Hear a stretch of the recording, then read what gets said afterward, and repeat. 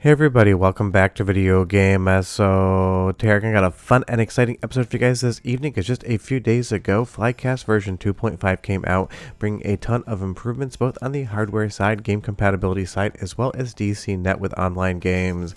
And last time I talked about DCNet, everyone was pretty stoked to hear that there was going to be a new way to play some of the best Dreamcast games online, because obviously Dreamcast was the first console that really targeted online gameplay, but today with real hardware can be a little bit of a chore to actually go online and continue to play the game. So getting more games online with an easier server is just going to be great. And of course, we're doing this video because 2.5 is a nice round number and it's going to come with a lot of good changes. You're going to be able to use original controllers as well as dual analog controllers now. Just a lot of things that are going to be great quality of life improvements. But honestly, recently Flycast has been incredible with the DCNet stuff, bringing these games back online with VPNs, creating your own servers so you can basically compete against your friends or strangers if you find them on the internet and play some of the best Dreamcast games back online. And that's something that was fun back in the day. I still remember using the dial-up 56.6K modem on the Dreamcast to try to get online, and more often than not it would fail just because the games would be super laggy. But now in Flycast with DCNet, you're going to get a lot more compatibility, and that's just going to be awesome. Now it is still a work in progress, but the game list is now over 30 games. You're going to be able to go online, pick out a player, and just basically have fun. And that is awesome because so much of what Dreamcast was that online component. So having it better built into Flycast and having the game list be expanded upon is just going to be a ton of fun. If I can't recommend one game enough, it's got to be Choo Choo Rocket. This game is absolutely fun, hilarious. It's a great multiplayer game, and it's something that just really excels with friends. And if you don't have a game night with friends coming over, then online play is going to be your only resource to be able to actually play Choo Choo Rocket against a human opponent, because the AI CPU is decent, but it really is a game that excels with multiple players. If you've never played before, I can't recommend enough. You might find your new favorite Dreamcast game.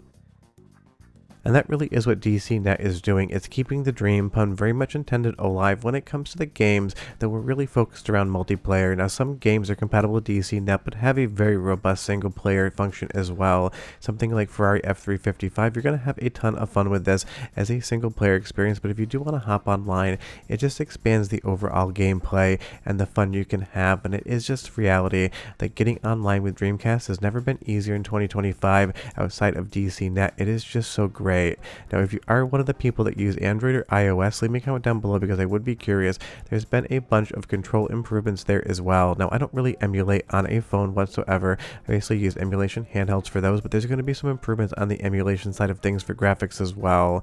But the nice thing is you now have support for physical Dreamcast controllers with the DreamCon Plus and Dream Pico port, and that's going to be great if you want to use your original controllers. Now, these are two different projects that basically achieve the exact same thing. One is going to be a physical product that you buy. The other one is going to be something you can buy, or you can just basically manufacture in your own home if you have a decent amount of soldering skill.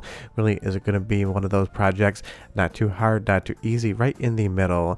And you'll see here, at least with the DreamCon Plus, you're going to get a Bluetooth adapter that is going to be compatible with Windows now, and it's going to work with Flycast as of version 2.5 per their notes. So you're going to be able to hop into any sort of game and play around. Even something like Silent Scope here, which is something you might want to use a light gun for, but I was just testing it out with an original Dreamcast controller that I made one of the Pico systems that I'll show you in just a moment for, and everything did work. And there's a second reason I'm showing you Silent Scope, and I'll explain that a little bit later in the video. Now, Dream Pico port is going to be the easier of the two as far as the cost is concerned, and I love the animations on the GitHub page. This is just basically using a Raspberry Pi Pico unit, and you're going to be able to go ahead and solder in different pins to be able to control all four Dreamcast controllers. Some of the voltages and grounds are going to be shared, but otherwise you're just basically getting the controller clocks into the Pico Pi. That way you can get it into Windows with that USB connector in the end.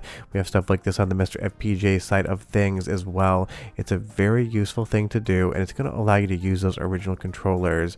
And now there is a new option, new Dreamcast full controller with 2 analog axes and all of the buttons. So you can go ahead into the settings, and if you drop down into the controller option right here and you pick the type of controller on any given port, you're going to see at the bottom of the list full controller.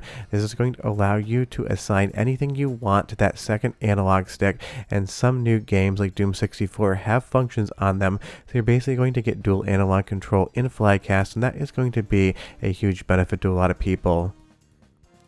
And whatever controller you bring over to Windows or whatever other system you're using to use Flycast, just go ahead and set it as full controller and you'll get that dual analog control. I either usually use an Xbox Series X controller or the 8-bit Do Ultimate 2.4G wireless controller. I find that does an excellent job basically across all emulation platforms on Windows, but leave me a comment down below and tell me what's your de facto controller choice when you're emulating games on your PC, because I would be curious. There's so many different controller options out there. Now additionally, on the Naomi side of things, GD-ROM arcade game load time has now been reduced to 0, and honestly it didn't really feel like it loaded that slowly to me in the first place, but 0 is better than any other numerical value when you're waiting around to play a game. And if you haven't explored the Naomi side of Flycast or Sega in general, you were missing out on some absolutely amazing arcade exclusives. Emulating Naomi is no more difficult than emulating Dreamcast when you get it set up, and if you want to see a Flycast Naomi emulation tutorial updated for 2025, leave me a comment down below, because a few things have changed, but not enough for me to think I need to go in and redo that tutorial unless you want to see it. But something like the Maze of the Kings is a Naomi exclusive. It was never ported home to Dreamcast or any other console, and if you love Lycon arcade games, it's one of those titles you just absolutely owe it to yourself to check it out, and Flycast absolutely runs it better than any other Naomi emulator out there. And if you like Lycon games and you like Lupin the Third the Shooting is another game that was never ported off Naomi that is just absolutely outstanding. It's basically Point Blank meets Lupin the Third in all of the best ways possible, so trust me when I say, if you've just been emulating Dreamcast and you haven't moved over to the Naomi side of things, just Google a best exclusive Naomi games list, pick some out that sound good to you, pop them into Flycast, and just start playing, because you're going to basically expand the Dreamcast library by like 75 to 100 amazing games, a ton of good exclusives. There's just so much on the Naomi side of things, and I feel like most people ignore it, and trust me, you do not want to, because there's just some legit amazing titles out there. And now in version 2.5 of Flycast, the loading times for GD-ROM games on Naomi just absolutely went down to 0, and if you're not aware, Naomi has both cartridges as well as GD-ROMs depending on the type of release. Now if you're running something like Flycast on any sort of handheld emulation device, there's been a Vulkan fix for Mali GPUs, and if that doesn't sound familiar, pretty much every software emulator out there handheld wise seems to have a Mali GPU inside of it. It is a very popular chipset as far as these little emulation handhelds are concerned, and I will have very shortly a review on the Miyu Flip. I've been playing around with it, and I was taking it on a trip, and I was able to play pretty much every Dreamcast game I wanted in really nice frame rates and quality. So if you want to move over to Vulkan on a Mali GPU, you can do that now, and Vulkan definitely has a little bit better performance if you don't have a ton of overhead on the hardware, at least in my experience. That might not be true across every single game out there, but having Vulkan fixins for Mali GPUs is going to be awesome. You'll also see there is a list of fixed games, and I haven't really tested many of these in the past. Leave me a comment down below and tell me if you had any issues with them. I would be curious. But as soon as I saw that Silent Scope was quote-unquote fixed, I absolutely had to go in and test it, because it's one of my favorite arcade games of all time. I have the original Silent Scope arcade board in my collection, but I would say the Dreamcast version is an excellent port, because on PlayStation 2, they didn't actually code in Lycon support, and that's just an absolute bummer. And even though I was just playing around with this with the original Dreamcast controller off that Pico unit, I did just want to talk about it.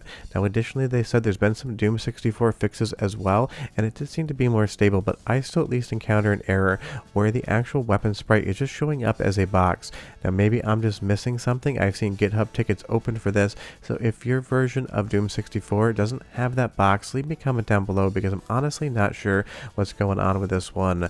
Flycast 2.5 has Doom 64 fixes, but apparently the sprites for the weapons are not in there, or I'm just missing something completely. It could be true. But honestly, the expanded DCNet really is one of the best improvements. But Flycast 2.5 brings a lot to the table, and I knew you guys would want to know about all of the updates. Between DCNet, between the new games supported, between having dual analog controls, and improvements on the Naomi side of things, it really feels like a fundamentally meaty update for the Flycast team, and I absolutely love to see that. But honestly, just getting Silent Scope apparently fixed is good enough for me. And if you don't remember this game from arcades, take it from me, just give it a shot. It takes like 30 minutes to play from start to finish, and it's one of the most unique games out there, and the Dreamcast port is probably the most accurate to the original Konami arcade board. But Flycast keeps bringing the heat in 2025. We're getting a ton of fun new updates, and I'm sure we'll see even more as the year goes on. And leave me a comment and tell me, have you been using DCNet, or are you still waiting around to test it? Sure, to that I am done. I have lost the game, but go grab this. It's in the link down in the description below, and I'll see you guys next time. Hope you enjoyed the video. Bye-bye.